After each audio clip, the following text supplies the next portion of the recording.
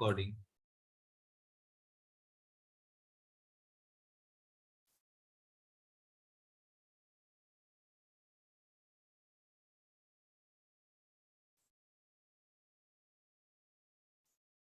So am I audible to everyone? No?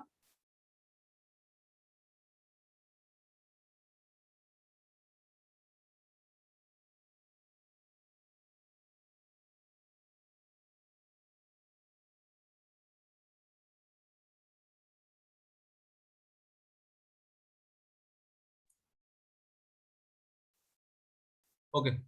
So I'm going to start the session right now. So the purchasing method I have already discussed in the morning session. So these are the few points that is remember you have to remember while you have to go, you are going to purchase anything, that is proper specification. Okay, invite quotation comparison based on basic price, insurance, taxes, levies, quantity, payment, discount, payment terms, delivery period, guarantee, vendor reputation, shortlisted for the better negotiation term, and order acknowledgement. These are discussed in the morning session. So now after purchasing, suppose you have purchased something from the suppliers, now you are getting you got the product. Now you have to store the product, because in industry point of view, whenever you are going to purchase any product, that product will be in bulk amount.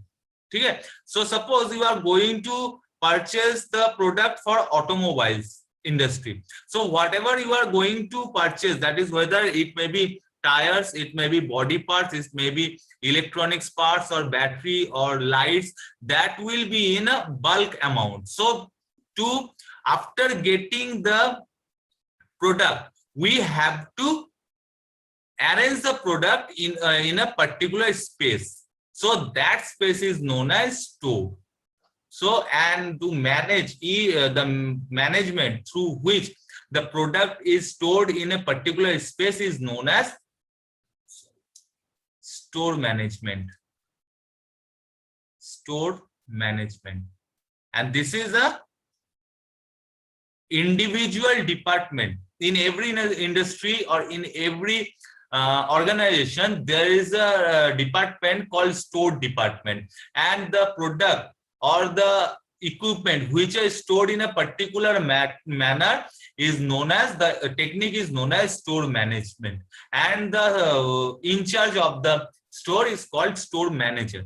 Okay, so to store any product, purchase product from the vendor or from the suppliers, you have to store in a particular manner, or the store has to follow some specification. So now store must be of adequate space, that means but proper space should be needed. Otherwise क्या होगा, haphazardly अगर तुम्हारा product से ज्यादा store का capacity कम है और product का अमाउंट ज्यादा है, तो क्या होगा, haphazardly the product will be stored in the storeroom, which is not a proper arrangement. Clear? So now the material must be stored in an appropriate place. Suppose एक store, ये पहले भी हम लोग कह चुके हैं planning में, that is in an appropriate place. Suppose in this place the tire part of an automobile industry, tire part is stored in this place. The electronics goods which is required in automobile industry is stored, and this part, the body part, will be stored, body part, and in this area the engine will be stored. Suppose, let it be clear. So each and every material must be stored in an appropriate place, or otherwise क्या होगा, tyre के जगह अगर तुम engine रख दोगे, whenever you are going to collect the engine for production, क्या होगा, you have to find out the engine in the place of tire, which is not supported by an industry. Okay, so that's why each and every equipment should be placed in its appropriate position. Okay, next, in a correct way. Whatever you have to store, that store should be that product should be stored in a correct way. That means जहां पे tyre है tyre का suppose जो बड़ा item है, the item which is larger in bigger in size, क्या होगा, उसके लिए स्टोर रूम का सबसे ज्यादा स्पेसियस एरिया अलॉट किया जाएगा। जो छोटा चीज है that means the electronics equipment like lights, headlights, ठीक है, बैकलाइट्स, इंडिकेटर्स, इनके लिए क्या होगा, अलग से स्पेस अलॉट किया जाएगा। That is correct way.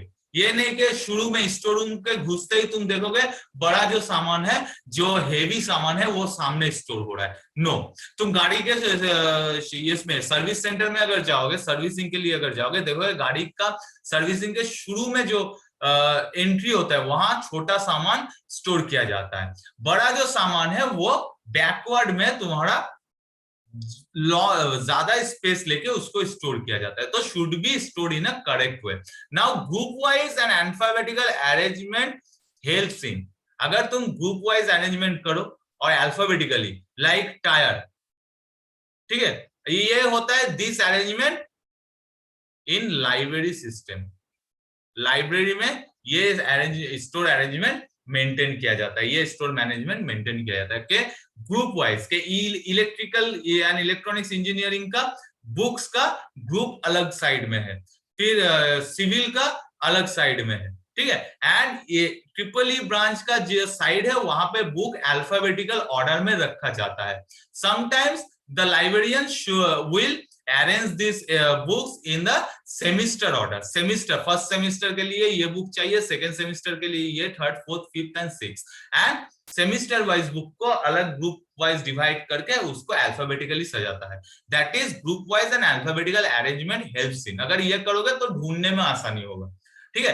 Next is identification and retrieval. Identification मतलब जो स्टोर का मैनेजर है या जो स्टोर का इंचार्ज है या सुपरवाइजर है, that supervisor must be adequate with the, must be well known with the place of the particular product. देखोगे दवाई के दुकान में, देखो दवाई के दुकान में क्या होता है, ये पूरा स्पेस जो है, सपोज ये फार्मास्यूटिकल स्टोर है और सिर्फ ये पोजीशन जो है this is allotted for the employee, ठीक है, और ये पूरा पोजीशन जो है it is occupied by the medicine. So अगर तुम्हें कुछ मेडिसिन चाहिए तो उसको क्या करना चाहिए, वो स्टाफ क्या करेगा, तुरंत उसको पता होगा कि पर्टिकुलर मेडिसिन कौन से साइड में है या कौन से ब्लॉक में है। So that is identification and retrieval should be easier and should be well maintained by the supervisor.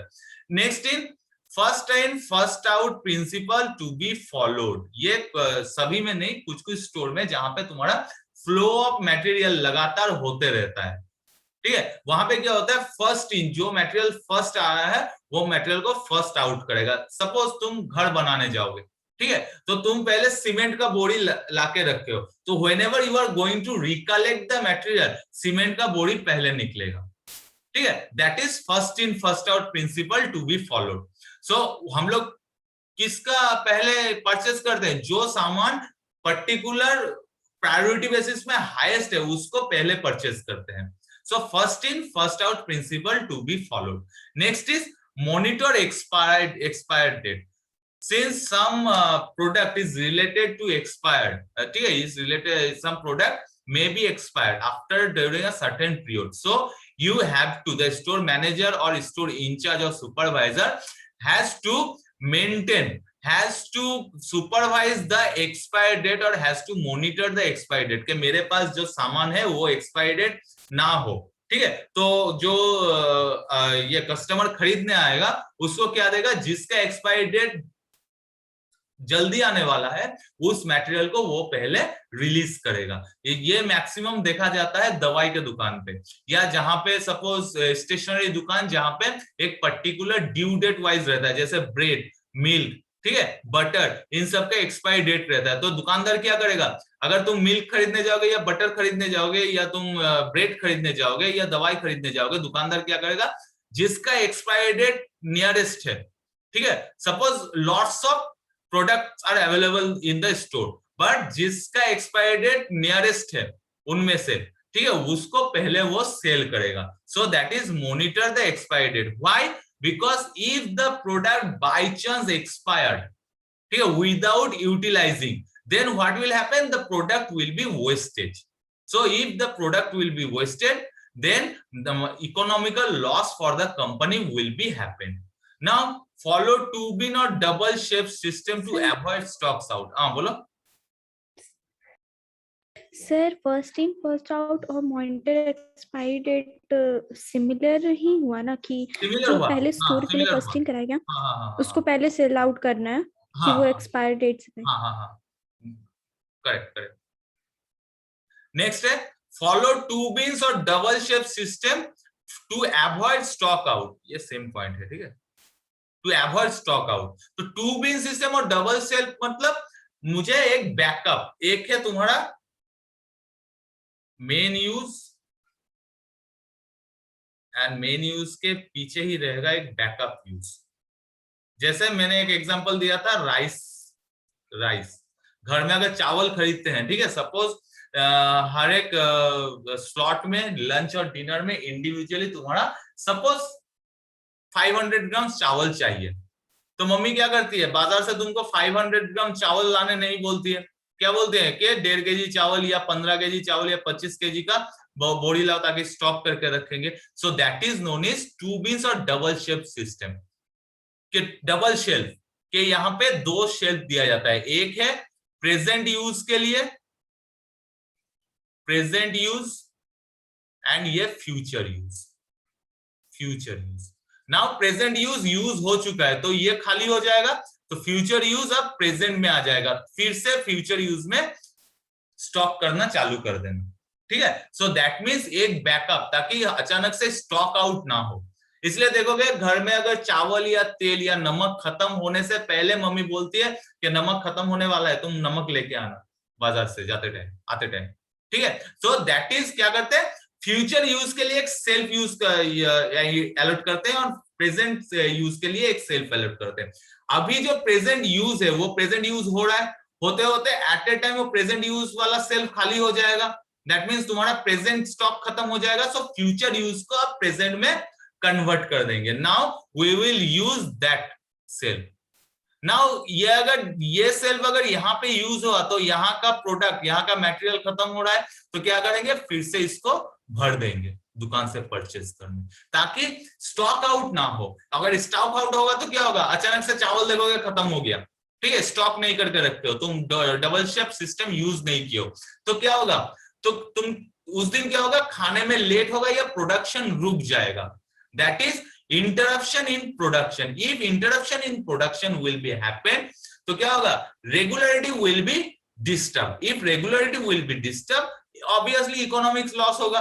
ठीक है, घर के एग्जांपल में तुम्हारा इकोनॉमी लॉस नहीं है, वही इसी को अगर तुम इंडस्ट्री बेसिस में रख दो, तो सपोज कार मैन्युफैक्चरिंग कंपनी का टायर स्टॉक आउट हो चुका है, ठीक है, तो क्या होगा, जो कार बन चुका है विदाउट टायर वो होल्ड में रहेगा, जब तक नया टायर आएगा, परचेज होगा, उसको फिटिंग कराएगा, तब तक वो जो प्रोडक्ट है वो मार्केट में रिलीज नहीं होगा.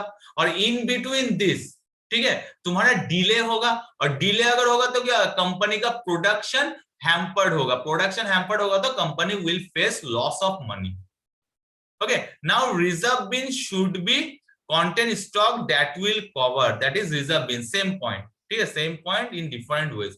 reserve bin ये present use और ये future use, तो इसको reserve bin कहा जाता है. bin मतलब bucket, ये bucket, that is bin. so reserve bin okay, so reserve bin will be used. that means यहाँ पे जो product है ये reserve हिसाब से use किया जाता है. like ऑयल सिस्टम और fuel system in your bike. Scooty में क्या होता है, कोई रिजर्व टैंक नहीं होता है, रिजर्व चेंबर नहीं होता है, बट बाइक में रिजर्व चेंबर होता है. किसके लिए, दैट अगर तुम्हारा मेन टैंकी से पेट्रोल खत्म हो जाए, मेन स्टॉक से पेट्रोल खत्म हो जाए, तो एटलीस्ट 2.5 किलोमीटर टू 3 किलोमीटर तुम्हारा बाइक बिना रुके चले, ताकि तुम नियरेस्ट पेट्रोल पंप तक पहुंच सको. तो वो क्या करेगा, स्टॉक आउट के टाइम पे वो सपोर्ट देगा, supporting system. So that's why it is known as reserve bin. Okay, same thing यहाँ पे भी, सेम थिंग.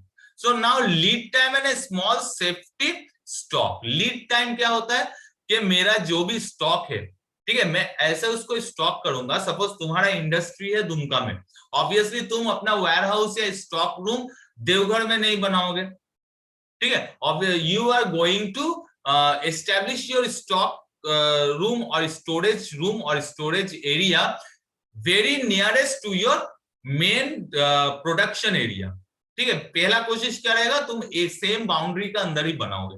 अगर सपोज सेम बाउंड्री में पॉसिबल नहीं हुआ तो ऑब्वियसली तुम शॉर्टेज डिस्टेंस को मेंटेन करोगे। शॉर्टेज डिस्टेंस मेंटेन क्यों करोगे, ताकि तुम्हें स्टोर रूम से प्रोडक्शन एरिया में ले जाने के लिए कम से कम तुम्हारा ट्रांसपोर्ट खर्चा आए, कम से कम तुम्हारा एफर्ट आए, because that effort is not calculated in the production. ये तुम्हारा कंपनी खुद देगा, ठीक है। ये जो ट्रांसपोर्ट कॉस्ट या तुम्हारा labour charge to pick product from your store room to storage area to your production area, इसका चार्ज तुम प्रोडक्ट में यूज नहीं कर सकते हो, ये कंपनी का खुद का है। तो अगर जितना ट्रांसपोर्टेशन चार्ज ज्यादा होगा कंपनी को उतना ही लॉस होगा, ठीक है। And small safety stock, obviously whenever you are going to stock some products material, तो वो क्या होगा, एक क्लोज एरिया में होगा या ओपन एरिया में होगा। दो साइड से हो सकता है, या तो क्लोज या तो ओपन। क्लोज एरिया में होगा तो ऑब्वियसली वहां पे एक स्टोरेज रूम बनाने के लिए तुमको वहां पे कुछ वायरिंग चाहिए, ठीक है। वहां पे कुछ आदमी को डिप्यूट करना चाहिए, कुछ सिक्योरिटी पर्पस डिप्यूट करना चाहिए, तो you have to consider the safety of the stock, ठीक है। ये नहीं कि तुम स्टॉक में ही ज्यादा सेफ्टी लगा दो, ज्यादा नहीं, just basic safety you have to maintain in the storage के। फायर एक्सटिंग्विशर लगाओ प्रॉपर्ली वाटर कनेक्शन लगाओ, जो स्टाफ सिक्योरिटी रहेगा प्रॉपर्ली सिक्योरिटी का बंदोबस्त करो। ओपन एयर में होगा तो प्रॉपर्ली बाउंड्री कंडीशन यूज करो, ठीक है। So that is the lead time and small safety stock. So issue and use ये होता है। हाँ बोलो, लीड टाइम का मतलब है तुम्हारा लीड टाइम मतलब वो सामान प्रोडक्ट को लीड करना, मतलब लीड मतलब सपोज ये कार्व है, यहां से ये कार्व है, कार्व यहां से यहां तक जा रहा है, लीड। तो ये क्या होगा, storage to production area, production area. So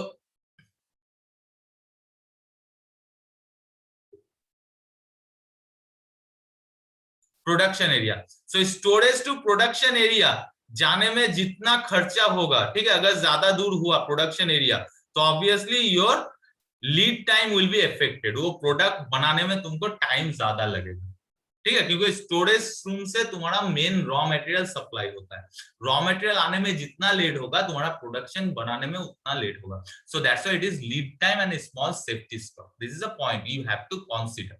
next is issue and use. So issue कौन करता है एंड यूज कौन करता है। एक है centralize and decentralize. Centralize means suppose तुम्हारा होंडा का ऑटोमोबाइल है, ठीक है। ये होंडा क्या करता है, एमआरएफ या सियाट से टायर लेता है, ठीक है, और इंजन लेता है, सपोज होंडा का खुद का इंजन है। So now centralize means Honda जब तुम्हारा ये इंजन बना लेता है तो वो होंडा का खुद का स्टोरेज रूम बनाएगा, ठीक है। ये हो गया सेंट्रलाइज डायरेक्ट। नाउ होंडा जब एमआरएफ से या सियट से तुम्हारा टायर लेता है तो एमआरएफ और सियट का भी खुद का एक स्टोर रूम है। एमआरएफ एंड सियट का खुद का एक स्टोर रूम है जहां पे टायर प्रोड्यूस होकर वहां पे तुम्हारा डंप किया जाता है। तो वो क्या करेगा, होंडा को अगर टायर का जरूरत पड़ेगा, ठीक है, तो वो क्या करेगा, पहले एमआरएफ को कांटेक्ट करेगा। सपोज एमआरएफ और सियट को, सियट क्या और एमआरएफ क्या करेगा, खुद के स्टोर रूम में जाके वो मटेरियल फिर होंडा के खुद के स्टॉक रूम में ये स्टोर करेगा। सो ये हो रहा है तुम्हारा डिसेंट्रलाइज। ऑलवेज डिसेंट्रलाइज में क्या होगा, always decentralize will involve the third party interference.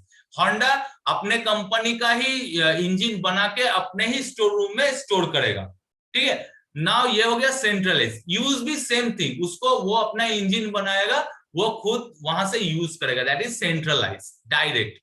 Decentralise मतलब इनडायरेक्ट। होंडा क्या करेगा, टायर के बारे में क्या करेगा, वो एमआरएफ से कांटेक्ट करेगा या सीआर से कांटेक्ट करेगा कि मुझे टायर चाहिए 100 टायर दे दो या 1000 टायर दे दो या 1 लाख टायर्स दे दो, तो एमआरएफ और सीएट क्या करेगा, वो खुद के स्टोर रूम में जाके उस सामान को भेजेगा। सो होंडा का storage totally dependent on MRF and CEAT. अगर एमआरएफ एंड सीएट का डिले हो रहा है डिलीवरी में, तो होंडा का स्टोर रूम भी खाली होगा, ठीक है। So that is decentralize, indirect.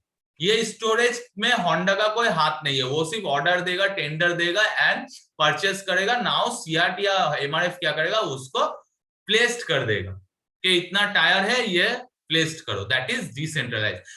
that means whatever you are buying from Amazon, Flipkart, Myntra, Nykaa, that is decentralized, because तुम जब खरीद रहे हो डायरेक्ट दुकान से नहीं खरीद रहे हो, डायरेक्ट मेन स्टोरेज से नहीं खरीद रहे हो, तुम लोग कहां से खरीद रहे हो, you are going through a third party merchant. वो क्या करेगा, अपने वहां पे इसका स्टोर रूम है, ठीक है, वो दुकान से खरीद के अपने जगह पे स्टोर करके रखेगा, फिर वहां से तुमको डिलीवरी देगा। So that is decentralize. Centralize क्या है, तुम खुद दुकान पे जाओ, दुकान का खुद का स्टोरेज से तुम सामान लेके आओ, that is decentralize, sorry centralize. Got it. Issue and use, issue भी सेंट्रलाइज इश्यू होता है, इश्यू डिसेंट्रलाइज इश्यू होता है। Centralize issue company direct issue करता है खुद के स्टोरेज में, that is centralize issue. Decentralize issue दूसरे थर्ड पार्टी से सामान मिलने के बाद उसको इश्यूइंग होता है, इश्यू होता है, that is third party issue, that is decentralized issue। okay, next is inventory control। okay, inventory control मैंने क्या कहा था, शुरू में जो खर्चा होता है जिसका खर्चा तुम प्रोडक्ट के साथ इंक्लूड नहीं कर सकते, ठीक है। so that means stocking adequate number and kind of stores so that material are available whenever required and wherever required। scientific inventory control result in optimal balance। अगर कंपनी स्टोरेज में ही ज्यादा पैसा खर्चा कर देगा, ठीक है, तो ऑब्वियसली प्रोडक्ट का कीमत बढ़ेगा, क्योंकि कंपनी को फायदा उठाना है। सपोज 10 रुपए का एक सामान स्टोर करने में कंपनी को खर्चा पड़ रहा है 5 रुपया और मैन्युफैक्चरिंग कॉस्ट है तुम्हारा 3 रुपया, सो 5 + 3 8, तो कंपनी ऑब्वियसली 2 रुपया फायदा नहीं करेगा, तो ऑब्वियसली वो कोशिश करेगा 60% और 40% तुम्हारा प्रॉफिट रखने का, तो ऑब्वियसली तुम्हारा 8 रुपये का 60%, दैट इज 4, तो इसका कीमत ऑब्वियसली अराउंड 30 रुपीज हो जाएगा, तो 3 रुपया खर्चा इसका बढ़ जाएगा। और वही अगर स्टोरेज में इसका 1 रुपया लगा, ठीक है, और तुम्हारा मैन्युफैक्चरिंग सॉरी स्टोरेज में 2 रुपया लगा और मैन्युफैक्चरिंग कॉस्ट सेम है 3 रुपया, तो 5, सो 5 का तुम्हारा 60%, सो इसका कीमत 8 रुपया हो जाएगा। तो company can now sell this product 10 rupees, तो 10 रुपीज इसका मैक्सिमम रिटेल प्राइस हो सकता है। सो इन्वेंटरी कंट्रोल, स्टोरेज में जितना खर्चा कम होगा, स्टोरेज को जितना अच्छा से मैनेज करेगा, जितना अच्छे से मॉनिटर करेगा, ठीक है, यूटिलाइज करेगा, उतना ही कंपनी का फायदा है। So this is known as inventory control. अगर इन्वेंटरी कंट्रोल नहीं हुआ तो क्या होगा, inventory cost will be high. If inventory cost will be high, obviously product cost will be high. If product cost will be high, obviously it will not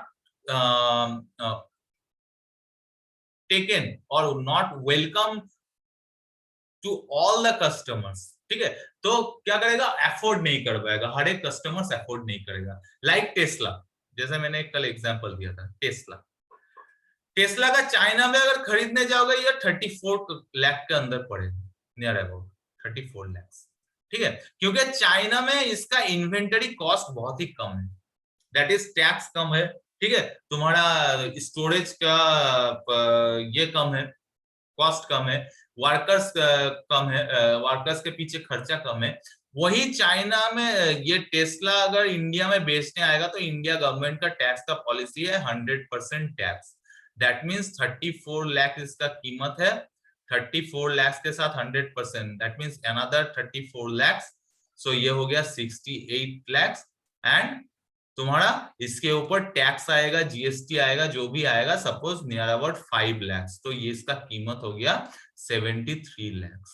सो देखो India में Tesla का product 73 lakh का कीमत है, वही प्रोडक्ट चाइना में 34 लाख में बिक रहा है, ऑब्वियसली, ठीक है, तो ऑब्वियसली तुम और एक चीज है, तुम दूसरा अगर कोई भी दूसरा तुम कार खरीदोगे, दैट इज उसका कीमत आएगा नियरली 50 लाख सपोज, ठीक है, तो कौन सा तुम प्रेफरेबल करोगे? इंडिया मेड कोई भी कार लोगे तो उसका खर्चा आएगा 50 लाख एंड टेस्ला आ रहा है 73 लाख, तो obviously you will prefer 50 lakh.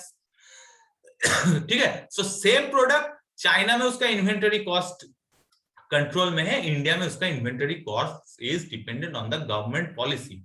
So I can say Tesla can't control the inventory cost in India, so that's why inventory controls the entire process. Depending on the inventory cost, your product will be deferred. Okay, next function of inventory cost, देखो, provide maximum supply service consistent with maximum efficiency and optimum investment। ये पहले भी discussion हो चुका है कि inventory cost को कैसे कंट्रोल किया जाता है। ठीक है, मैक्सिमम सप्लाई रखो। एक या दो प्रोडक्ट अगर टेस्ला इंडिया में बेचेगा, ऑब्वियसली वो 73 लाख से कम नहीं बेचेगा। वो वही टेस्ला का देखेगा उसका 100 प्रोडक्ट इंडिया में बिक रहा है, तो वो क्या कर सकता है, हाँ, ये 34 लाख को वो घटा सकता है। अगर इसको 30 लाख किया तो इसका कीमत भी 30 हो गया, 60 एंड 5 65 लाख। सो देखोगे यहाँ पे 12 लाख का फायदा हो रहा है। ठीक है, so that is depending on the supply. Next, provide cushion between forecast and actual demand for the material. के तुम्हारा जो डिमांड है वो एक्चुअल डिमांड वाइज अगर कंपनी बेच रहा है तो ऑब्वियसली कंपनी का इन्वेंटरी कॉस्ट कंट्रोल होगा। सपोज मार्केट में डिमांड है 25 नंबर्स ऑफ टेस्ला और टेस्ला इंडिया में 100 टेस्ला भेज दिया, ठीक है, तो ऑब्वियसली उस रेस्ट 75 टेस्ला कार का 70 पीसेस ऑफ टेस्ला कार, वो जो टेस्ला कार का मेंटेनेंस है वो खर्चा कंपनी को उठाना पड़ेगा, क्योंकि उसको स्टोर करना पड़ेगा। 75 टेस्ला, वो तो ये नहीं कि गाड़ी में ही रख दे या कंटेनर में रख दे, तो उसको एक जगह में रखना पड़ेगा। ठीक है, एक प्लेस में रखना पड़ेगा, तो उसका भी एक रेंट है, उसका भी एक कॉस्ट है टू मेंटेन द प्लेस। और बीच बीच में गाड़ी का जो है मेंटेनेंस करना चाहिए, क्योंकि ज्यादा स्टोरेज होगा तो गाड़ी will be affected. So that's why you have to caution between that means you have to make the balance between forecasted and actual demand for material। forecasted means supplied material और actual demand के बीच में तुमको एक balance बना के रखना पड़ेगा, वरना इन्वेंटरी कॉस्ट बढ़ जाएगा। Next is economic order quantity. ये चीज अच्छे से समझ लेना, यहाँ से 1 या 2 नंबर का शॉर्ट नोट आता है। Economic order quantity, EOQ, that means economic order quantity, that means the order of quantity of the product should be well balanced or should be in equilibrium with purchasing cost and carrying cost। ठीक है, तुम्हारा purchasing cost गाड़ी का, suppose एक गाड़ी का purchasing cost तुम्हारा 73 लाख है, ठीक है, वही कैरिंग कॉस्ट पड़ रहा है तुम्हारा 5 लाख, तो टोटल पड़ रहा है कितना पड़ रहा है 73 लाख, तो तुम्हारा परचेजिंग और उसको कैरी करने के लिए 5 लाख पड़ रहा है। तो इसके बीच में एक वेल बैलेंस्ड होना चाहिए। जैसे फ्लिपकार्ट या अमेजोन में देखोगे क्या करता है, वो लोग क्या करते हैं, तुम परचेस करते हो 500 के अंदर, अगर जो अमेजोन प्रीमियम मेंबर नहीं हो, वो क्या करता है 500 के अंदर तुम लोग अगर खरीदारी करते हो तो वो क्या करता है, अपना डिलीवरी चार्ज लेता है। क्यों?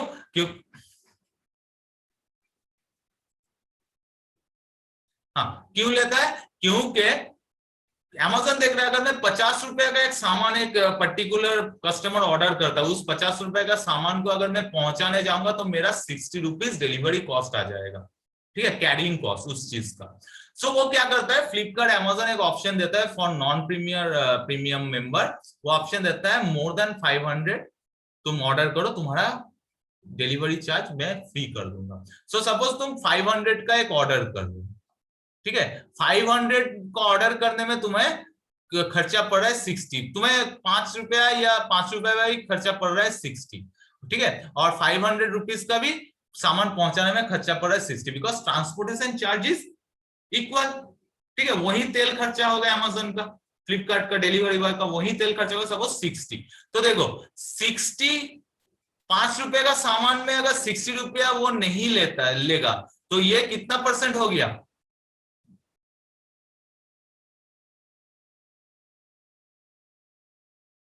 12 इंटू, बोल रहे हैं कि अमेज़न, ठीक है, फ्लिपकार्ट, यहां से तो सामान खरीदते हो तुम लोग सब, ठीक है, तो वहां पे देखोगे नॉन प्रीमियम जो मेंबर है, ठीक है। नॉन प्रीमियम जो मेंबर है, सपोज वो नॉन प्रीमियम मेंबर 50 रुपए का एक सामान खरीदता है, ठीक है, तो 50 रुपए का सामान खरीदने में उसको डिलीवरी चार्ज देना पड़ रहा है, ये है तुम्हारा परचेजिंग कॉस्ट, और ये है तुम्हारा कैरिंग कॉस्ट। डिलीवरी चार्ज देना पड़ रहा है 60, तो टोटल देना पड़ रहा है 110, ठीक है। 50 रुपए का सामान है, more than 100% you are giving, मतलब 50 रुपए का सामान और 60 रुपए का तुम डिलीवरी चार्ज, सामान से ज्यादा डिलीवरी चार्ज जा रहा है। तो वो Amazon फ्लिपकार्ट ने किया क्या, एक बार लगा दिया, 500 का शॉपिंग करो मिनिमम, तुम्हारा डिलीवरी चार्ज फ्री, ठीक है। तो देखो यहाँ पे तुम 110 का सामान खर्चा करके तुम्हारा 50 रुपया तुम्हारा यूटिलाइज हो रहा है, बाकी 60 रुपया तुम्हारा वेस्टेज जा रहा है, 60 रुपया का तुम सामान नहीं आ रहा है तुम्हारे पास, ठीक है। Amazon भी देख रहा है 50 रुपया सामान पहुंचाने में 60 रुपीज जा रहा है, 500 रुपया का ऑर्डर किया तो 500 रुपया का 60 रुपीज, ठीक है, क्योंकि डिलीवरी चार्ज भी 500 रुपया का 60 रुपीज ही पड़ेगा, ठीक है। सो 60 रुपीज 500 रुपया का देखो कितना परसेंट होता है,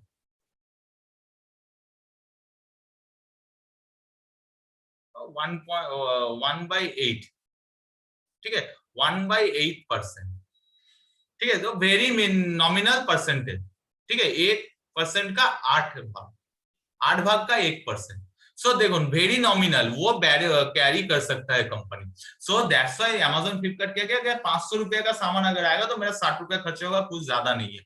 so this is economic order of quantity, कि अगर Amazon फ्लिपकार्ट देगा कि 500 रुपया का सामान खरीदो, ठीक है, 50 रुपए का सामान खरीदो, डिलीवरी चार्ज फ्री कर देते हैं, ठीक है, 50 रुपए का सामान में सपोज ये डिलीवरी चार्ज फ्री कर दिया, लेकिन उसको कंपनी को खर्चा 60 रुपीज ही जा रहा है, तो सामान बिक रहा है 50 का, उसके पीछे खर्चा हो रहा है 60 रुपीज, तो कंपनी का फायदा क्या हो, ऊपर से कंपनी अपने पॉकेट से 10 रुपया देकर तुम्हें सामान पहुंचा रहा है, ठीक है। सो ये होता है economic equilibrium, that is economic order of quantity, ठीक है। क्वांटिटी का फॉर्मूला क्या है, average monthly consumption, average monthly consumption into lead time, मतलब तुम्हारे पास कितने में प्रोडक्ट कब तक पहुंच रहा है, या प्रोडक्ट प्रोड्यूस होने में कितना टाइम लग रहा है, ठीक है, ये इन month, plus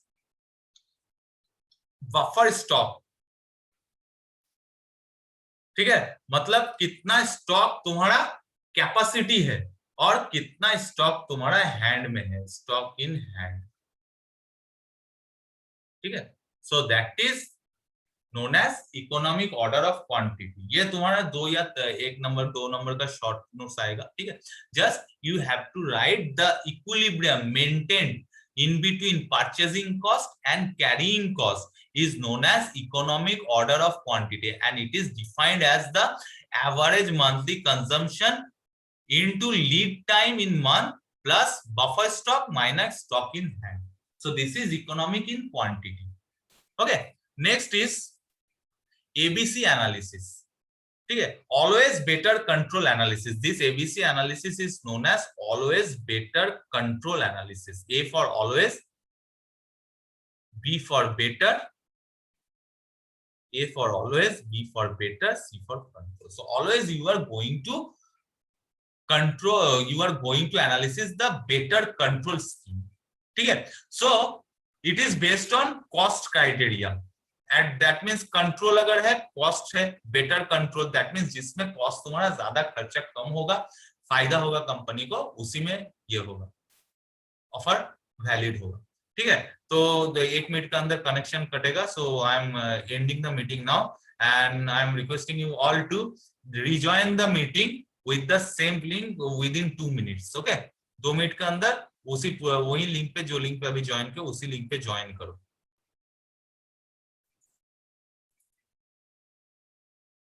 So ABC analysis, as I told, always better control analysis. So I am giving an example of construction site. Construction site में सबसे ज्यादा अमाउंट किसमें यूज होता है, that is cement, sand and bricks. ये large amount use होता है। और तुम्हारा सपोज रिसोर्स है, सपोज तुम्हारे पास रिसोर्स है,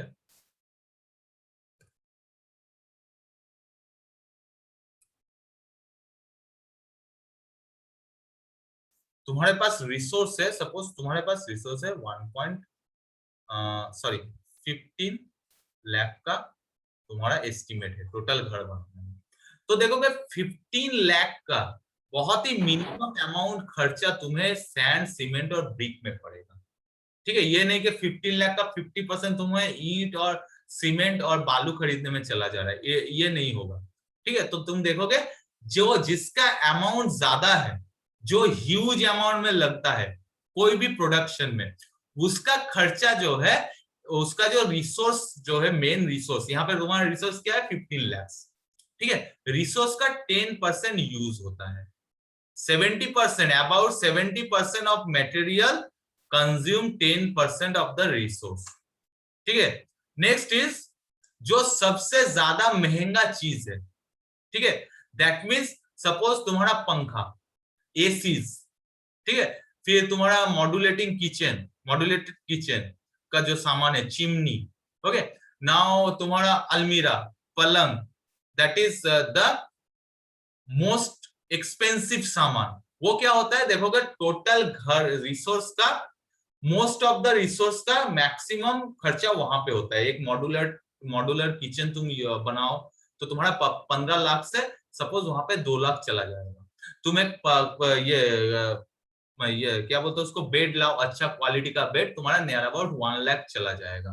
ठीक है, अलमीरा, अच्छा क्वालिटी का अलमीरा लाओ तो 40-50 हजार अलमीरा में चल जाएगा। रेफ्रिजरेटर 7-8 हजार, रेफ्रिजरेटर में 7-8 हजार बड़ा अच्छा रेफ्रिजरेटर लोगे तो वहां पे भी 20-30 हजार का रेफ्रिजरेटर खर्चा चल जाएगा। सो नाउ देखोगे जिसका खर्चा ज्यादा है, ठीक है, उसका अमाउंट कम रहता है, और वो क्या करता है, रिसोर्स का मोस्ट ऑफ द रिसोर्स का जो अमाउंट है उसमें वो कंज्यूम करता है, that is 70% of the resource.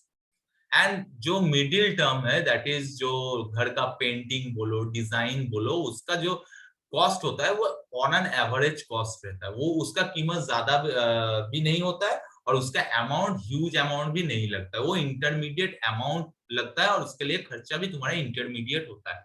So about 20% of material consume 20% of the resource. So इस एनालिसिस को कहते हैं एबीसी एनालिसिस। सो एक चीज याद रखना, 10 20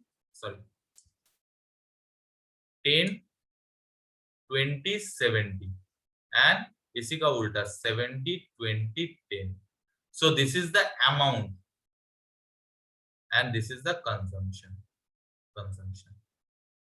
सो जिसका अमाउंट कम है वो 70% कंज्यूम करता है रिसोर्स से। ठीक है, जिसका अमाउंट सबसे ज्यादा है वो 10% रिसोर्स का कंज्यूम करता है, एंड इंटरमीडिएट रहता है 20%। 20% जो है वो जितना खर्चा है उतना ही रिसोर्स कंज्यूम करता है। So that is the ABC analysis, और ये बेस्ड किया गया है डिफरेंट एनालिसिस के ऊपर बेस करके। ठीक है, so now this is item A, that means जो small in number but consume large amount of resource. जैसे तुम्हारा सपोज 3 BHK घर है, ठीक है, वहां पे टेलीविजन सेट स्मॉल है, स्मॉल इन नंबर, ये नहीं कि 10-15 टेलीविजन सेट तुम्हारे घर में है, 1 या 2 हार्डली। ठीक है, लैपटॉप्स, ये देखो इसका जो है 1 पीस रहता है, इसका कीमत जो है तुम्हारा सपोज ऑनलाइन क्लास के लिए तुम्हारा एक रिसोर्स है। ठीक है, suppose some amount of resource you are allotted. So laptop का अमाउंट 1 है, ठीक है, सपोज A4 पेज 1 रीम है। सो देखो A4 पेज 1 रीम मतलब 500 pages are there. So 500 page means large amount of page. ठीक है, लार्ज अमाउंट, एक लैपटॉप में 1 पीस है और पेज में 500 पीसेस है, तो large amount of page will consume least amount of resource and least amount of quantity will consume large amount of resource। ये याद रखना, ये एक के साथ दूसरा रेसिप्रोकल है। जिसका अमाउंट लार्ज है उसमें, हाँ बोलो, हाँ, कोई भी इंडस्ट्री में जो प्रोडक्ट या जो मटेरियल लार्ज अमाउंट में यूज होता है उसके पीछे खर्चा लिस्ट होता है, क्योंकि ये बेसिक है। अगर तुम्हारा लार्ज अमाउंट में यूज हो रहा है कोई प्रोडक्ट, उसके पीछे अगर कंपनी लार्ज अमाउंट इन्वेस्ट करेगा तो ऑब्वियसली कंपनी का फायदा कुछ होगा नहीं। ठीक है, तो कंपनी कोशिश क्या करता है, मेरा जो लार्ज अमाउंट सामान है उसमें खर्चा कम आए, ठीक है, इसीलिए देखोगे तुम, जैसे लार्ज अमाउंट में, एक एग्जांपल दे रहा हूँ, लैपटॉप तुम्हारा क्लास, एक सपोज एक ऑर्गेनाइजेशन, एक इंडस्ट्री है, ठीक है। सो देखो, लार्ज अमाउंट ऑफ रिसोर्स, तुम्हारा स्टूडेंट कितना है, तुम्हारा एक कॉलेज में, सपोज कॉलेज एक इंडस्ट्री है, कॉलेज में सपोज एक बैच में 60 for triple E and 60 for civil, so 120, ये लार्ज अमाउंट ऑफ स्टूडेंट्स है। तो स्टूडेंट के पीछे खर्चा कॉलेज का मिनिमम करेगा कि एक क्लासरूम बना दिया, एक बेंच बना दिया, ठीक है, वही बेंच रिपीट हो रहा है हर एक सेमिस्टर में, स्टूडेंट पे रिपीट हो रहा है, ब्लैक बोर्ड एक बना दिया बस। 120 स्टूडेंट के लिए तुम्हारे इंस्टीट्यूट जो है मिनिमम खर्चा करेगा। फैकल्टी कितना है, suppose 6 faculties in each branch, ठीक है, तो 6 and 6 12, ये हो गया मिनिमम अमाउंट ऑफ फैकल्टीज, ठीक है। ये इसमें with respect to students faculty का नंबर बहुत ही कम है, ठीक है। सो क्या करोगे, करेगा इंस्टीट्यूट, ये 12 फैकल्टीज को पर मंथ सैलरी देगा, ठीक है। ये 12 फैकल्टीज के लिए अलग अलग 12 चेयर टेबल्स बनाएगा, स्टूडेंट के लिए अलग अलग चेयर टेबल्स नहीं बनता है, डेस्क और बेंच बनता है, ताकि एक बेंच में 3 या 4 स्टूडेंट हो जाए, ठीक है। फैकल्टी के लिए अलग अलग चेयर टेबल बनाएगा, इवन कुछ कुछ इंस्टीट्यूट में एक एक फैकल्टी के लिए अलग अलग केबिन है। एचओडीज, 2 डिपार्टमेंट में 2 एचओडीज है, 2 एचओडीज, सो ये 2 एचओडीज के लिए खर्चा और भी ज्यादा प्रोवाइड करेगा इंस्टीट्यूट। इन लोगों का अलग केबिन होगा, अलग फैसिलिटीज होगा, अलग तुम्हारा एक्सपेंसेस होगा, जैसे अलग सिस्टम प्रोवाइड किया जाएगा। सो इंस्टीट्यूट, कोई भी इंडस्ट्री, जो चीज इंडस्ट्री में बहुत ही कम लगता है उसके पीछे ज्यादा खर्चा करेगा, ठीक है। क्योंकि सपोज 12 फैकल्टीज है, 12 फैकल्टी का सपोज 30,000 सैलरी, ठीक है। सो टोटल इंस्टीट्यूट को कितना खर्चा करना पड़ रहा है, 3,60,000, ठीक है। वही 120 स्टूडेंट है, अगर 120 स्टूडेंट के पीछे 30,000 खर्चा करे एक इंडस्ट्री, ठीक है, तो देखोगे कितना आ रहा है,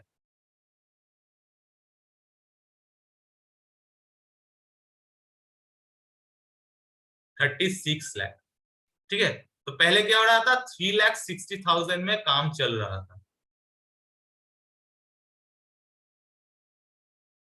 ठीक है, 3,60,000 में काम चल रहा था। नाउ अगर स्टूडेंट के पीछे भी उतना ही रिसोर्स कंज्यूम करे तो कंपनी का खर्चा कितना रहे, 36 लाख, ठीक है। तो देख रहे हो, ठीक है। वही क्या करेगा, जो अमाउंट लार्ज है उसके पीछे मिनिमम खर्चा करेगा, जो अमाउंट कम है उसके पीछे ज्यादा खर्चा करेगा। ये तुम लोग भी करते हो, तुम लोग भी करते हो। सपोज तुम एक खाना बना रहे हो, ठीक है, सपोज पनीर, ठीक है। पनीर में कितना होता है, एक ही क्यूब का पीस होता है, एक पीस पनीर होता है। सपोज ये 700, सपोज 200 ग्राम्स, 200 ग्राम्स पनीर, ठीक है। इसको पीस पीस कर लो, तो number of blocks, suppose 20 blocks तुम पनीर यूज कर रहे हो, सो ये 20 पीसेस पनीर, ठीक है। वहीं पे तुम नमक, नमक का पीस देखोगे, तुम्हारा सॉल्ट, सॉल्ट, फिर स्पाइसेस, फिर आता है ऑयल, फिर आता है गैस या करंट, ठीक है। सो देखो, ये पनीर 20 से इसके मुकाबले इन लोगों का क्वांटिटी ज्यादा है, बट तुम जब पनीर पकाते हो, पनीर के पीछे कितना खर्चा करते हो, 200 ग्राम का पनीर का कीमत करीब करीब 100 रुपए के करीब आएगा, ठीक है। और ये मसाले का कीमत 20 रुपीज के अंदर आ जाएगा, 20 to 30 रुपीज मैक्सिमम, क्योंकि तेल तुम 250 तेल यूज नहीं करोगे, बहुत ही मिनिमम तेल यूज करोगे, तो 50 नियर अबाउट 50 रुपीज आएगा तुम्हारा मसाले में, जिसका अमाउंट ज्यादा है। तो अब ये जो है एबीसी एनालिसिस ऑलरेडी तुम लोग प्रैक्टिसाइज किए हुए हो, ठीक है। So this is ABC analysis, A items for small in number but consume large amount of resource, ठीक है। तो इसको अगर कंट्रोल करना है तो इसको टाइट कंट्रोल चाहिए, क्योंकि स्मॉल इन नंबर है, ठीक है। अगर कोई भी प्रोडक्ट तुम्हारा लॉस होता है या वेस्टेज होता है तो large amount of loss will be there, ठीक है। Next, rigid estimate of the requirement, since small amount है, ठीक है। तुम पनीर बना रहे हो 200 ग्राम पनीर, ठीक है, तुम्हें एस्टिमेट रिजिड करना है, कि हाँ 200 ग्राम में ही मेरा हो जाएगा, ये नहीं कि तुम्हें 200 ग्राम पनीर चाहिए और तुम 500 ग्राम का ऑर्डर कर रहे हो। सो एस्टिमेशन और requirement of estimation should be rigid and strict and closer watch. तुम देखोगे ये पनीर काटते टाइम कुछ पनीर वेस्ट ना हो जाए, ठीक है। वही देखोगे नून नमक अगर तुम खाने में डालने जाओगे तो कुछ नमक अगर नीचे भी पड़ेगा तो कोई मैटर नहीं कर रहा है, ठीक है। तेल तुम कढ़ाई में डालने से पहले अगर कुछ ड्रॉप्स तेल गिरता है तो कोई मैटर नहीं करता है, पर पनीर बनाने के टाइम सपोज कढ़ाई में डालने के टाइम नीचे अगर 3 ब्लॉक पनीर पड़ गया, गिर गया, तो क्या होगा, that will be loss. So strict and closer watch.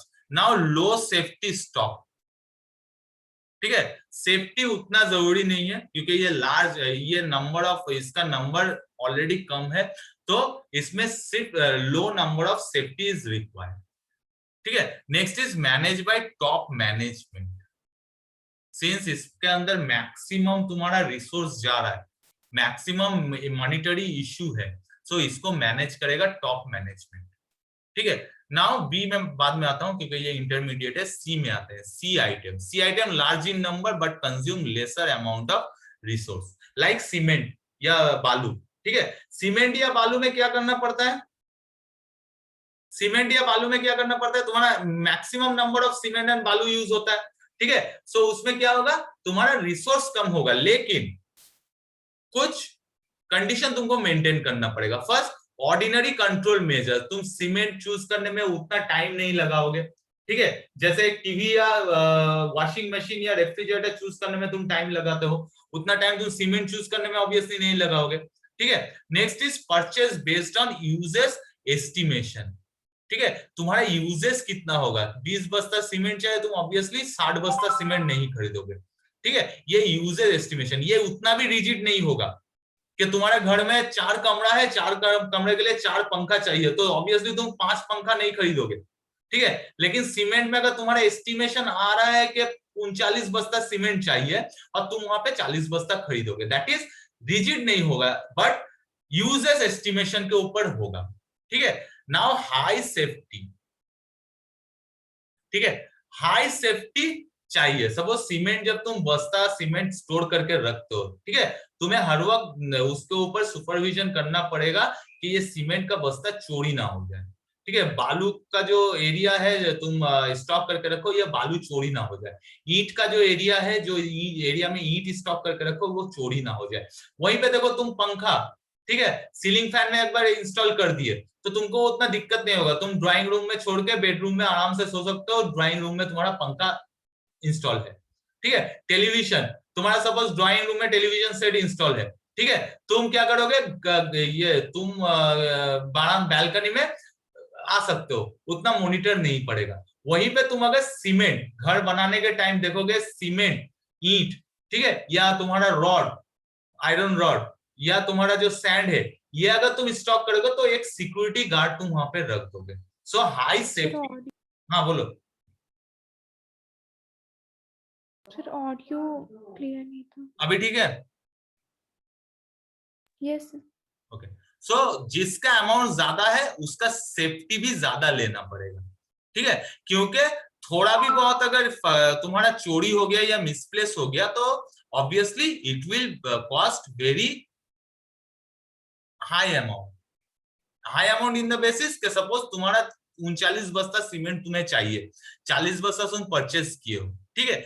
Obviously ये कंज्यूम कम करेगा तुम्हारा मेन बजट से, बट अगर 39 बस्ता में से 40 बस्ता में से तुम्हारा 5 बस्ता सीमेंट चोरी हो गया, सो नेक्स्ट टाइम अगर तुम जिस टाइम पे तुम वो सीमेंट का यूज करोगे, तुम देखोगे तुम्हारे पास 5 बस्ता शॉर्टेज है, तो एट दिस मोमेंट तुम बाजार में जाके वो सामान अवेलेबल नहीं भी हो सकता है, तो क्या होगा, तुम्हारा सीमेंट का क्वालिटी फ्लक्चुएट करेगा। पहला वाला सीमेंट जो बना यूज किए थे, दूसरा सीमेंट का क्वालिटी डिफर करेगा, और जिसके कारण तुम्हारा प्रोडक्शन क्वालिटी में कॉम्प्रोमाइज होगा, और अगर तुम कॉम्प्रोमाइज नहीं करना चाहते हो तो प्रोडक्शन तुम्हारा प्रोसेस डिले होगा। That's why high security is required. Next is B item क्या होगा, दैट इज इंटरमीडिएट, ज्यादा कम भी नहीं, ज्यादा भी नहीं, ठीक है, लाइक पेंटिंग, ठीक है, डिजाइनिंग, वो जो आयरन ये रखता है, बैल्कनी का ग्रिल, ठीक है, number of Windows grill, so moderate control, ठीक है। मॉडरेटली कंट्रोल हो सकता है। Purchase based on rigid requirement, तुम्हारा अगर फोर विंडोज का रिक्वायरमेंट है घर में, ठीक है, तो ऑब्वियसली तुम 5 विंडो नहीं बनाओगे, तो rigid requirement. Reasonably strict watch and control, तुम ऑब्वियसली ग्रिल जब बनाओगे, ठीक है, साइज और शेप देके तुम ग्रिल बनाओगे, तो वो ग्रिल जो बनाओगे वो स्ट्रिक्ट वॉच एंड कंट्रोल होगा कि थोड़ा सा अगर शेप और साइज इधर उधर हो गया तो it will not fit in your particular position of the window और दरवाजा, ठीक है। सो मॉडरेट सेफ्टी स्टॉक, उतना भी जरूरत नहीं है, ये तुम्हारा घर में ग्रिल सेटअप हो जाने के बाद तुम्हें हमेशा उसको निगरानी, तुम ऐसा थोड़ी करते, तुम्हारा ग्रिल बैठ गया खिड़की में, ठीक है, दिन में 4 घंटा तुम ग्रिल को वॉच कर रहे हो ताकि कोई चोरी ना करे, ऑब्वियसली नॉट। तो moderate safety stock is required, ठीक है। Next is manage bye middle level management, ये टॉप लेवल भी नहीं जाता है, ये लो लेवल भी नहीं जाता है, ये मिडिल लेवल ये जाता है। C item will be low level management, ये देखोगे लेबर जो है वो काम करेगा सी आइटम के ऊपर, ईंट बालू सीमेंट रॉड ये सब में काम करेगा लेबर लोग, नॉन स्किल या skill but low level management, ठीक है। यहाँ पे हाई लेवल मैनेजमेंट, ऑब्वियसली तुम्हारा घर का पंखा कौन सा लगेगा ये तुम्हें मिस्त्री नहीं बताएगा, ठीक है, ये तुम्हें घर का member that is top management बताएगा।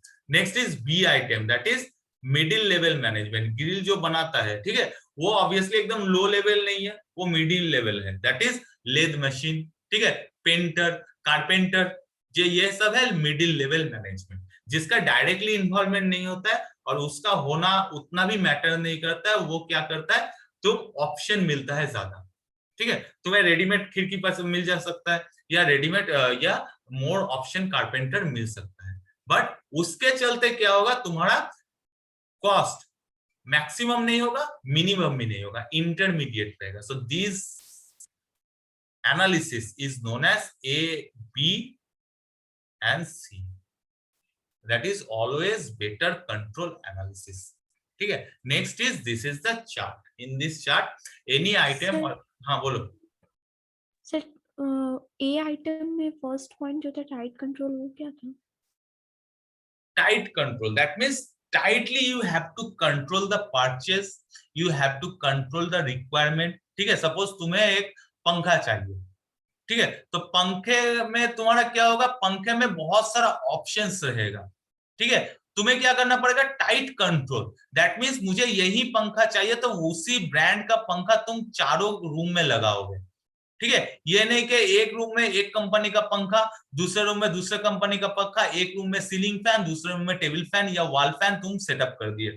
सो दिस इज टाइट कंट्रोल, जो भी करोगे tightly control, that means strictly bonded, ठीक है। जैसे तुम्हें एक फ्रिज चाहिए, obviously you will go to purchase a fridge, ये नहीं कि अगर तुम सीमेंट देखो, सीमेंट अगर एक बस्ता तुम्हारा ज्यादा हो गया तो कोई दिक्कत नहीं है, ठीक है, वो एक बस्ता देखोगे बहुत सारे घर में कंस्ट्रक्शन हो जाने के बाद 1 या 2 बस्ता ज्यादा सीमेंट रहता है तो वो सीमेंट स्टॉक में रखता है, ठीक है। नेक्स्ट इज रेफ्रिजरेटर, पूरे घर में एक ही चाहिए, ठीक है, तो वो टाइटली कंट्रोल होता है, हाँ मुझे एक पीसी रेफ्रिजरेटर चाहिए, एक पीसी रेफ्रिजरेटर चाहिए, तो ये tight control while purchasing and after purchasing maintain should be tightly, कि रेफ्रिजरेटर को शुड बी मेंटेन टाइटली, उसके लिए अलग से एक स्पेस चाहिए, उसके लिए कनेक्शन अलग चाहिए, दैट इज टाइट कंट्रोल, ठीक है। लाइक योर क्लासेस, जब तुम्हारा एग्जाम होता है सिस्टम टाइटली कंट्रोल होता है, ठीक है, तुम आपस में बात करोगे तो कॉपी लेके इन्विजिलेटर कॉपी लेके रख देता है 10 मिनट के लिए, दैट इज टाइट कंट्रोल। वही क्लासरूम में जब बात करते हो तो क्या होता है, क्लासरूम में अगर बात करते हो तो ठीक है, टीचर क्या होता है, अरे बात मत करो बात सुनो, ठीक है, 3-4 बार वार्निंग देता है, दैट इज लूजली कंट्रोल, ठीक है। So this is tight control and loosely control, that is tight control in low item, जब तुम एग्जामिनेशन हॉल में बैठते हो amount of students in a particular room will be much more less और small in number, so that's why tight control.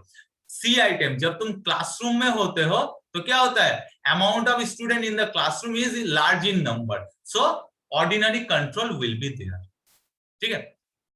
Next is this is the chart, ठीक है, ये एक कॉस्ट शीट है, ठीक है, यहाँ पे देखो टोटल कॉस्ट जो है ए बी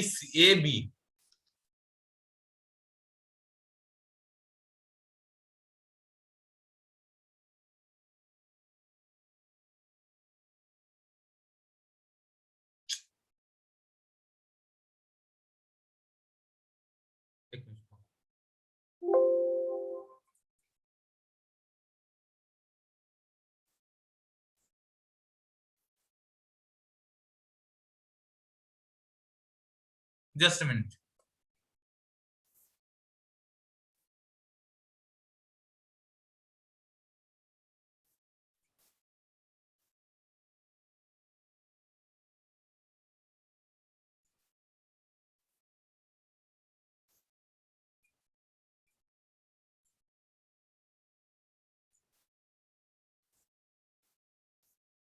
तो ये देखो ये कॉस्ट है, ठीक है, इन दोनों का क्यूमुलेटिव सम देखो, दैट इज ये है 90,000, ये है 1,40,000, ठीक है।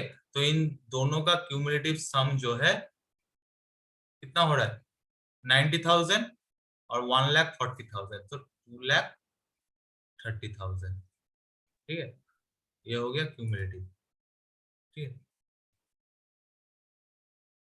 यहाँ पे देखो ये दोनों आइटम का जो कॉस्ट है, यहाँ पे दो आइटम कोई भी एक आइटम ले लो, दो आइटम, ठीक है, इसका एनुअल कॉस्ट, इसका एनुअल कॉस्ट देखो, इसका एनुअल कॉस्ट देखो, ऑब्वियसली इसका एनुअल कॉस्ट और इसका एनुअल कॉस्ट में डिफरेंस हो रहा है।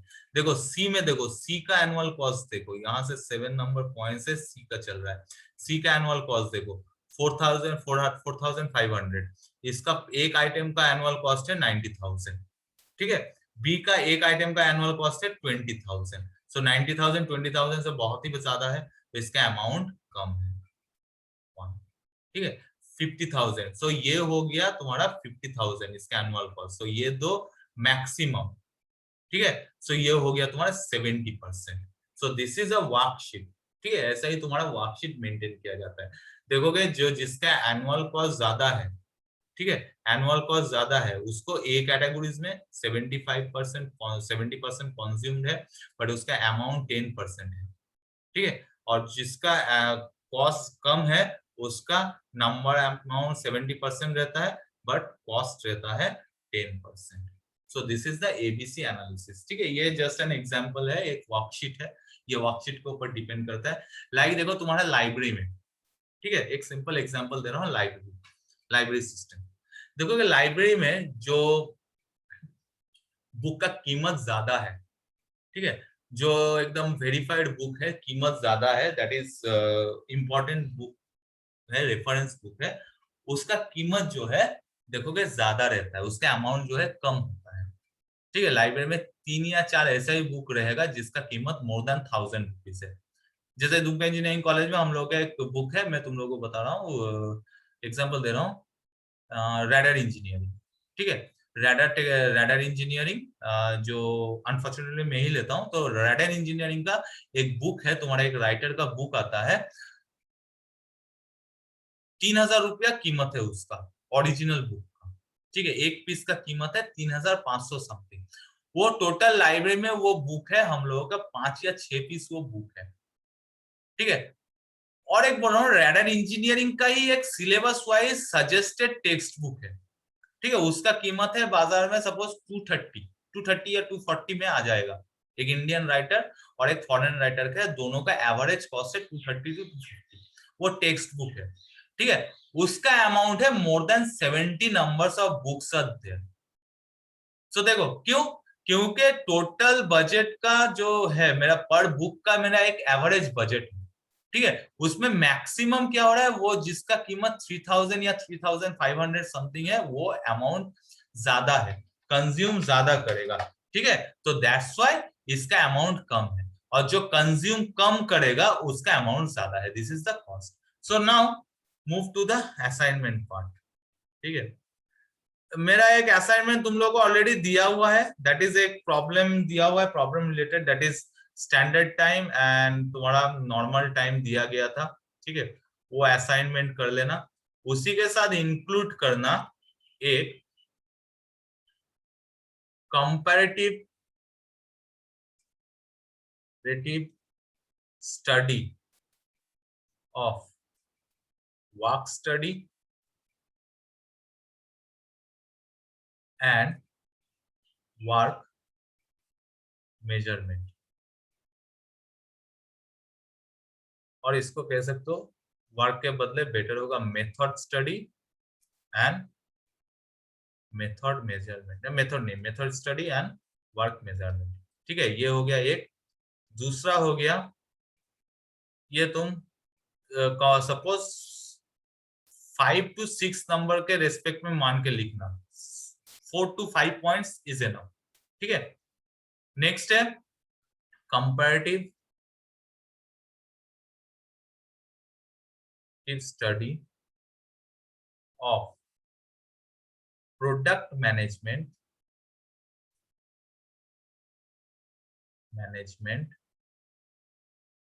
एंड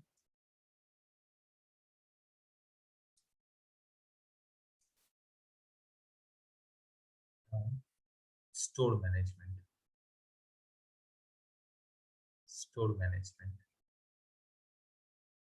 ये 5 to 6 नंबर के रेस्पेक्ट में लिखना। ठीक है, and third the last one is और again steps followed to purchase product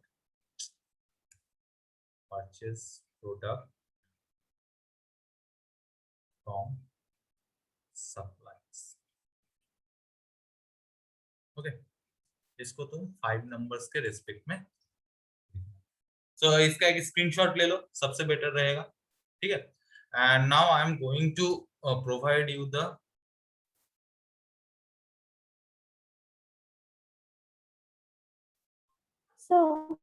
हाँ बोलो। सर आपने जो उस वक्त न्यूमेरिकल दिया था असाइनमेंट के लिए, तो उसमें एक मॉडिफिकेशन भी था क्वेश्चन में। तो वो सेकंड क्वेश्चन बन सकता है क्या? मॉडिफिकेशन वाला ही असाइनमेंट में दिए थे। ठीक है, ओके, तुम मशीन कंपोनेंट पकड़ के ABC का मशीन कंपोनेंट पकड़ के एक प्रॉब्लम बनाना, ऐसा ही दिए थे शायद।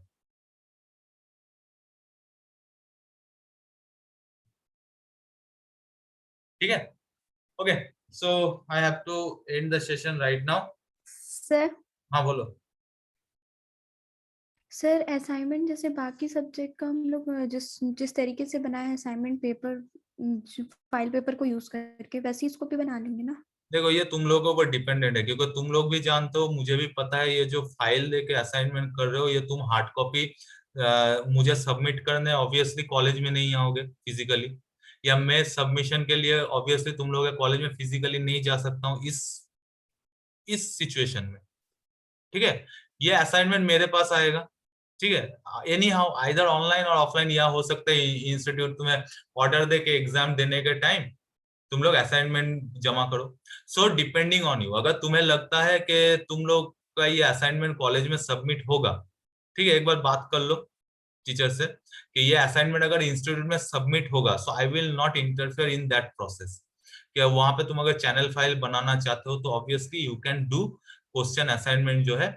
नेक्स्ट, अगर इंस्टीट्यूट तुमको बोलेगा कि ये फैकल्टी को सबमिट करना है, तो obviously physical submission is not possible.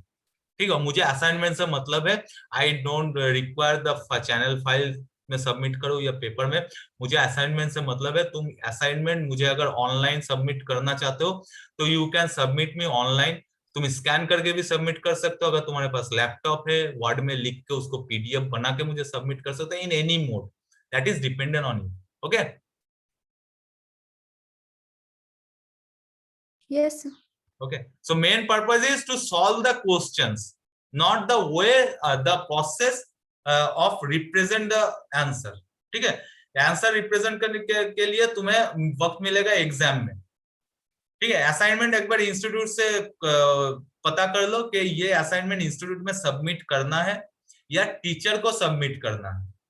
ठीक है, that has to be clear from your end. ठीक है, तो अगर वो बोलेगा कि नहीं इंस्टीट्यूट में सबमिट करना है, तो obviously you will follow the general rule, जो तुम्हारा रूल है। क्योंकि बाद में अगर कोई दिक्कत आए, कोई इंस्टीट्यूट बोलेगा तुम असाइनमेंट इस पेपर में, नॉर्मल पेपर में क्यों दियो, ठीक है, A4 पेपर में दे सकते हो, नॉर्मल कॉपी में क्यों दियो। So I will not interfere in that process. Now if institute will say that नहीं ये सर के ऊपर डिपेंडेंट है, you have to submit to the sir directly and sir will give the marks. ठीक है, यूनिवर्सिटी को सिर्फ institute को सिर्फ मार्क्स से मतलब है असाइनमेंट का। तो you can submit it in any mode. ठीक है, तुम एनी मोड में तुम सबमिट करो। ठीक है, ग्रुप है तुम्हारे पास, ग्रुप में तुम असाइनमेंट दे सकते हो इंडिविजुअली। ओके, अदरवाइज मैं अपना मेल देता हूँ, व्हाट्सएप में मत देना, ठीक है, अपना मेल दे देता हूँ। इस मेल में तुम लोग सॉफ्ट कॉपी सबमिट कर सकते हो।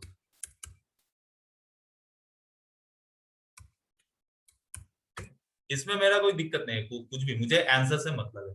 मुझे देखना है कौन सा स्टूडेंट ने असाइनमेंट सही से रिप्रेजेंट किया। ठीक है, okay, thank you all. Okay, thank you sir.